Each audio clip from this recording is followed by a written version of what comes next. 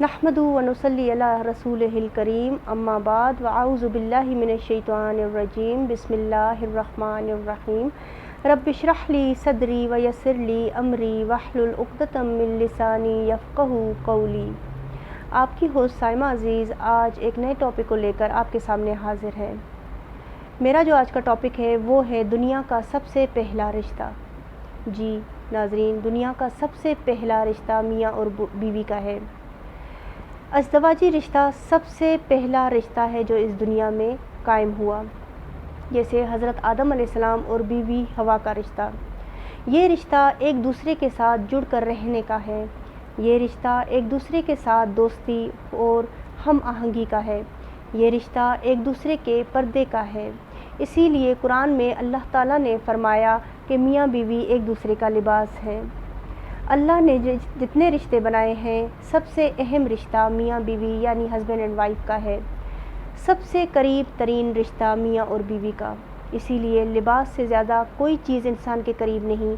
اللہ نے اس آیت میں اسی لیے مرد اور عورت کو ایک دوسرے کا لباس قرار دیا ہے، یعنی سب سے زیادہ حق بھی ایک دوسرے پر میاں بیوی کا ہی ہوتا ہے۔ جب ایک لڑکی شادی کر کے اپنے شوہر کے گھر آتی ہے تو وہ بالکل اجنبی ہوتی ہے، اس کا سب سے زیادہ تعلق اپنے شوہر سے ہوتا ہے، اس لیے شوہر کا حق ہے کہ اسے مضبوط پاسداری عطا کرے۔ اور جب وہ اپنا سب کچھ چھوڑ کر اپنے شوہر کے پاس اس یقین اور اعتماد سے آتی ہے کہ اب وہی اس کا گھر ہے، تو اسے شوہر کا حق ہے کہ اپنی بیوی کے یقین اور اعتماد کو اور پختہ کرے، نہ کہ اسے توڑ کر چکنا چور کر دے۔ اسی طرح جب ایک شوہر اپنی بیوی کو اپنی عزت کا حقدار بناتا ہے، اپنے گھر کا حاکم بناتا ہے، تو بیوی پر بھی یہ فرض بنتا ہے کہ وہ اپنی شوہر کا خیال رکھے، اپنے شوہر کی عزت اور پاسداری کا خیال رکھے۔ وہ اپنے لباس کی صفائی کا اتنا خیال رکھے اور اپنے اس لباس پر داغ نہ لگنے دے جس سے اسے میلا کہا جائے۔ اپنے شوہر کی پسند ناپسند کا خیال رکھنا بھی بیوی پر فرض ہے۔ اس کام سے بچے جس سے آپس میں اختلاف اور ناراضگی پیدا ہو۔ اپنے حقوق، اپنے فرائض اسی لیے پورا کرے تاکہ اللہ نے اس پر یہ فرض کیے ہیں۔ کوئی مقابلہ بازی یا بدلے کی اچھائی کی امید لے کر اسے پورا نہ کرے۔ شوہر کو بھی یہ سوچنا چاہیے کہ جو لڑکی میری بیوی ہے وہ میری عزت ہے اور آگے جا کر میری نسل کو آگے بڑھانے کا ذریعہ ہے۔ اگر ایک شوہر چاہتا ہے کہ اس کی نسل اعلیٰ اور عزت دار بنے تو اپنی بیوی کو عزت دے، اس کا رتبہ اپنے خاندان میں اہم اور خاص رکھے۔ جب آپ خود ہی اپنے لباس کی صفائی کا خیال نہیں رکھیں گے تو ہر کوئی آپ پر کیچڑ اچھالے گا۔ اس صورت میں قصور آپ کا اپنا ہے، کسی تیسرے کا نہیں۔ میاں بیوی کا رشتہ جتنا مخلص اور دوستانہ ہوتا ہے، اولاد بھی اتنی فرما بردار ہوتی ہے۔ اللہ نے بیوی کے اندر جتنا جذبہ اور محبت رکھا ہے، اگر شوہر اسے صرف عزت اور تحفظ دے تو وہ اپنی ہر پریشانی اور مشکل کو سمجھداری سے گزار لیتی ہے۔ اور شوہر کے اندر اللہ نے اتنی مضبوطی پیدا کی ہے کہ اگر وہ اپنی بیوی کی کچھ غلطیوں کو مضبوط ہو کر نظر انداز کر دے اور صبر سے کام لے تو یہ رشتہ محرومیوں کا سبب نہیں بنتا۔ آج کل کون میاں بیوی ایسے ہیں جن میں ایک دوسرے سے اختلاف نہیں؟ سوچئے، اللہ نے دو مختلف جنس کے لوگوں کو ایک دوسرے کا لباس کہا ہے، اور اللہ بڑا زبردست، خوب حکمت والا، علم والا ہے۔ شیطان کی دشمنی بھی حضرت آدم علیہ السلام اور ان کی بیوی بی بی حوا کے ساتھ تھی۔ انہیں جنت سے نکلوا کر الگ کرا دیا، اور روز قیامت تک یہ میاں بیوی کے درمیان جدائی کا سبب بنتا رہے گا۔ اپنے دشمن کو جب تک ہم پہچانیں گے نہیں تو ہم کیسے اس کا مقابلہ کر پائیں گے؟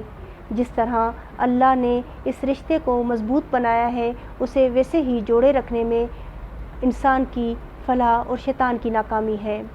شوہر کو چاہیے کہ اپنی بیوی کو اعتماد عطا کرے، اسے عزت دے، اور بیوی کو چاہیے کہ اپنے شوہر کو حاکم سمجھے اور عزت دے۔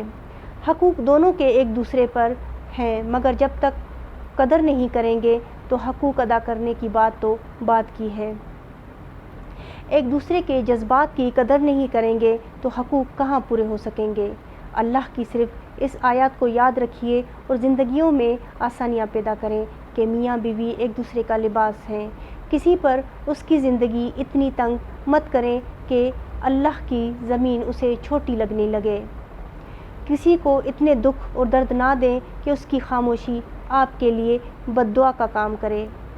کسی کے صبر کا اتنا امتحان نہ لیں کہ اسے اپنے وجود سے بھی نفرت آ جائے۔ زندگی مختصر ہے، یہ آزمائش ہے۔ حاکم صرف اللہ کی ذات ہے، فیصلے صرف وہی ذات کر سکتی ہے۔ اپنی کہی ایک بات سے آپ کسی کی زندگی میں آگ لگا کر کبھی آرام سے زندگی نہیں گزار سکتے۔ ڈریے اللہ سے، اس کی پکڑ سے۔ وقت ایک سا نہیں رہتا اور ظالم مت بنیے، کیونکہ ظالم کے لیے اللہ نے قرآن میں فرمایا ہے کہ ظالم کے لیے دوزخ کو تیار کیا گیا ہے۔